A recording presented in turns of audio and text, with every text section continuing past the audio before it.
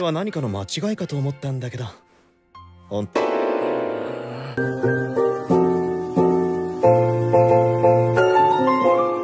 Halo para animers yang taunya cuma rebahan sambil nonton menggunakan wifi tetangga. Gimana kabar kalian? Apakah masih aman wifi tetangganya?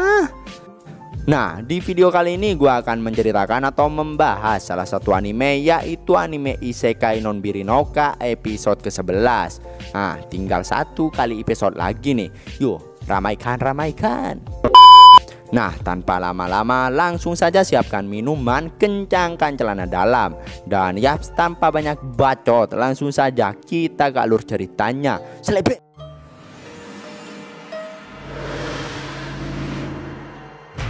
Di awal scene kita ditunjukin suasana pagi hari di desa Taiju yang damai seperti biasanya.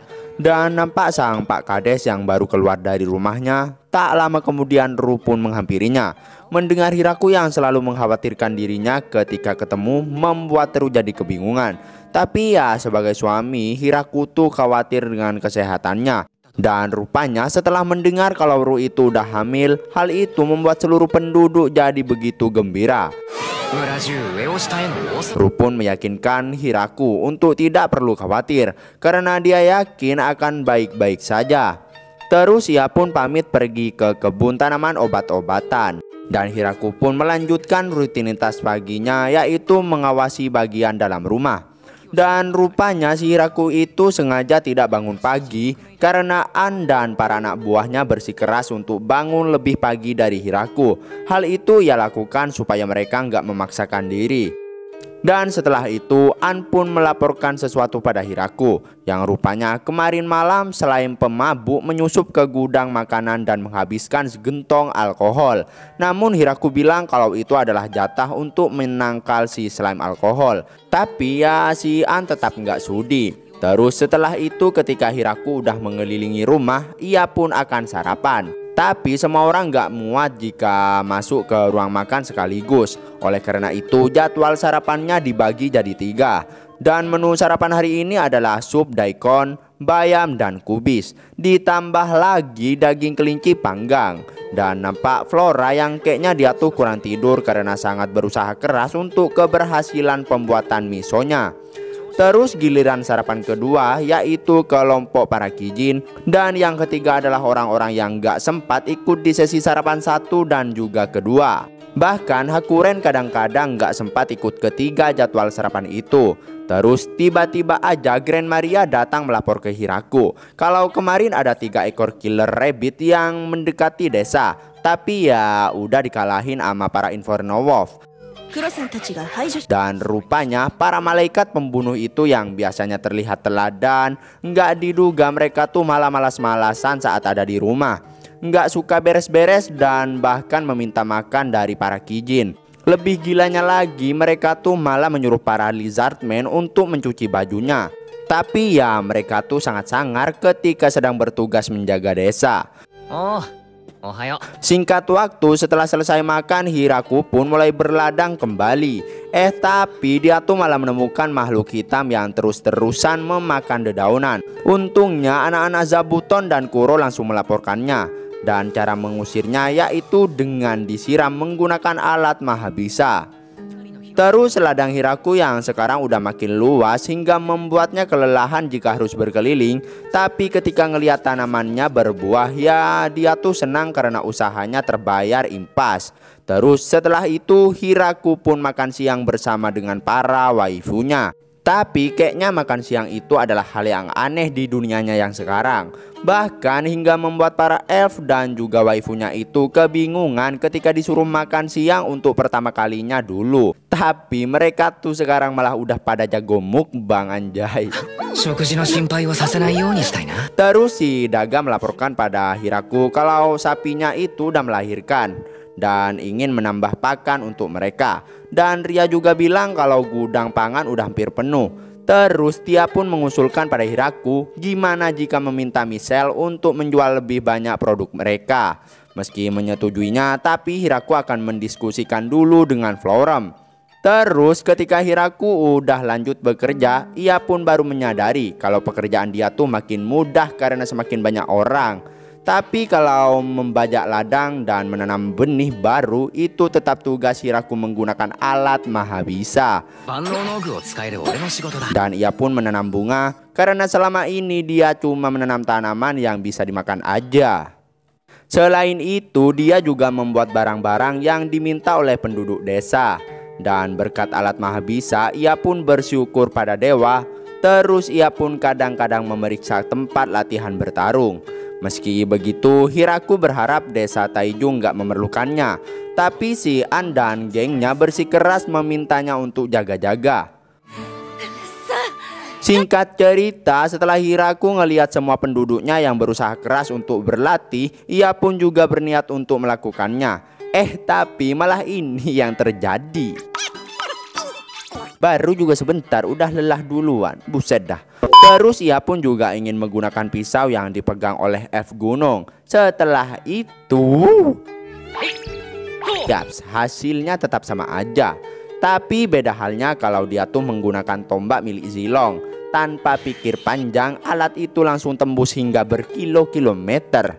Terus di malam harinya ketika Hiraku udah makan malam, ia pun agak terkejut dengan menu yang baru ia lihat. Yang rupanya itu adalah daging kelinci pembunuh yang disiram dengan madu manis. Tapi untuk rasanya para Kijin belum sepenuhnya yakin. Meski begitu, Hiraku berusaha keras untuk menikmati makanannya itu. Dan nampak juga para waifu yang begitu lahap mukbang makanan tersebut. Tiba-tiba aja Florem memberikan surat pada Hiraku, yang rupanya itu surat dari Putri Yuri.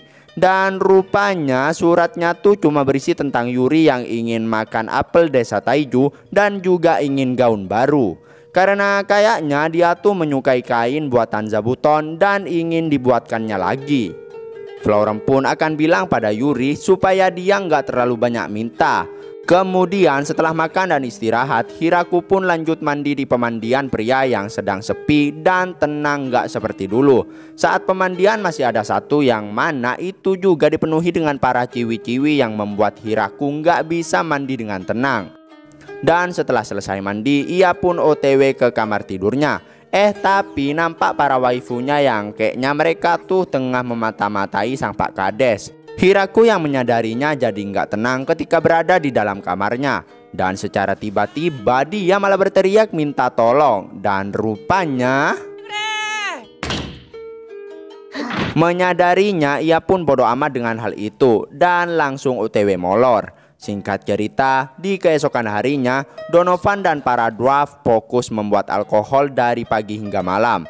Terus Hiraku yang mengira kalau para dwarf itu kelakuannya cuma tahu mabuk-mabukan aja, membuat Donovan menyangkalnya.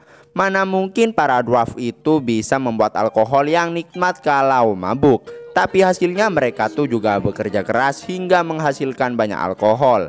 Dan Donovan bilang kalau alkohol yang dia pegang tuh nggak enak.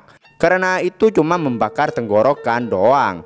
Tapi dia tetap menyimpannya karena itu masih mempunyai fungsinya sendiri, yaitu bisa disaring dan dicampur dengan jus buah. Terus dia juga meminta Hiraku untuk menambahkan anggurnya untuk mereka, kira-kira 3 kali lipat dari yang sekarang.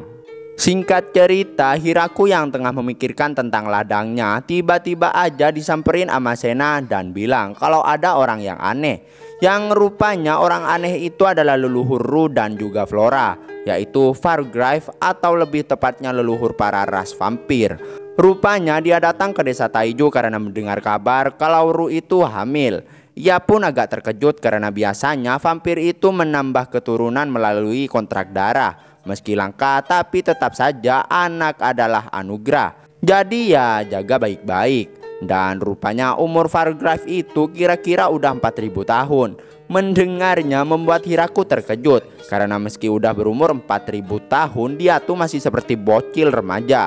Dan Fargrave juga bilang mengenai trik untuk panjang umur, yaitu dengan menghapus ingatan sekali-kali. Tapi ya jangan lupakan nama, keluarga dan hal-hal penting. Kemudian lupakan semua hal selain itu. Meski awalnya agak ragu, tapi setelah itu akan terbiasa. Dan terakhir kali dia menghapus ingatannya yaitu 200 tahun yang lalu. Hiraku yang mendengarnya pun ya cuma bisa bengong doang. Terus Fargrave pun minta maaf karena dia tuh udah nyelonong masuk ke desa itu. Awalnya dia cuma ingin menjenguk dan langsung pulang diam-diam. Tapi dia tertarik dengan aura patung yang ada di bawah pohon karena wujudnya mewakili dewa pencipta dengan sempurna. Peringatan untuk yang beragama Islam nih ya, jangan ditiru ya para adik-adik. Nanti tersesat pula kau nonton anime. Mendengarnya membuat Hiraku bertanya, apakah Fargrave pernah bertemu dengan dewa? Dan ia pun bilang kalau dia pernah 1 kali saat terlahir. Dia menyuruhnya untuk berusaha keras meski tubuhnya itu aneh. Oleh karena itu dia sering kesulitan dan sering beruntung. Fargrave yang udah sering membayangkan wujud sang dewa tapi tidak seakurat patung itu. Dan andai saja dia bisa hidup dekat dengan mahakarya itu, pasti akan sangat bahagia. Mendengarnya si Hiraku nggak akan memberikan patung itu karena ya milik desa. Tapi karena ngelihat ekspresi Fargrave yang udah kayak cacing tanah, Hiraku pun akan membuatkannya yang baru jika dia mau. Dan pada akhirnya patung sang dewa yang sangat didambakan oleh Fargrave pun telah selesai dibuat. Singkat cerita, Fargrave pun akan OTW pulang. Dan dia juga berterima kasih pada Hiraku karena udah membuatkannya patung dewa dan juga telah menjaga Ru. Terus ia pun langsung OTW pulang. Dan setelah kepergian Fargrave, Hiraku bilang ke Ru, meski awalnya dia tuh sempat terkejut, tapi rupanya Fargrave itu merupakan orang yang ramah. Dan sesampainya Fargrave di sebuah gereja, dia pun langsung menyuruh pendeta di sana untuk memberikan tempat terbaik untuk patung yang ia bawa. Dan si pendeta menyarankan untuk memindahkan patung yang sudah ada dan diganti dengan patung itu. Dan setelah diletakkan, betapa terkejutnya pendeta itu dengan wujudnya yang begitu menakjubkan. Oleh karena itu mereka harus menghormati orang yang membuatnya. Tapi Fargrave menyangkalnya karena sepertinya orang itu nggak suka diperlakukan seperti itu. Tapi mereka boleh membantunya secara diam-diam. Terus Fargrave pun menyuruh pendeta itu untuk mengabarkan ke gereja lain untuk menghormati Hiraku dan juga desa Taiju. Dan Shin pun pindah ke desa Taiju yang dimana saat ini nampak Ru yang tengah bermain piano yang diberikan oleh Fargrave. Dan setelah piano itu dipindahkan ke ruang makan penginapan, nampak ketiga Sajoli yang menyadari kalau piano itu adalah piano yang ada di gereja besar. Dan ketika mereka berencana untuk memainkan piano itu tanpa izin, tiba-tiba entah kenapa mereka tuh malah nangis di hadapan Hiraku dan meminta piano lain. Ya si Hiraku pun meminta Michelle untuk membelikan piano untuk latihan. Dan setelah piano itu tiba di desa Taiju, nampak Hiraku yang membandingkannya dengan piano mewah yang diberikan oleh Fargrave. Dan pada akhirnya piano tersebut menjadi sangat disukai oleh para penduduk desa. Dan yang paling jago memainkannya cuma Florem. Tapi ya yang lain juga ikut berlatih. Rupanya ketika udah malam mereka pun masih belum berhenti memainkannya hingga membuat Hiraku nggak bisa tidur. Dan yaps, itulah akhir dari anime Isekai Nonbiri no Uka episode ke-11. Wedeh, gimana nih ya? Seperti biasa kehidupan desa Taiju penuh dengan kedamaian. Tapi kayaknya nggak seru juga deh kalau nggak ada pertempuran sama sekali. Jadi penasaran dengan apa yang akan terjadi di episode berikutnya. Makanya pantengin terus channel Movie Senpai. Jangan lupa like dan subscribe-nya. Terima kasih buat yang udah nonton sampai akhir. Sampai jumpa di video berikutnya. Slebeu.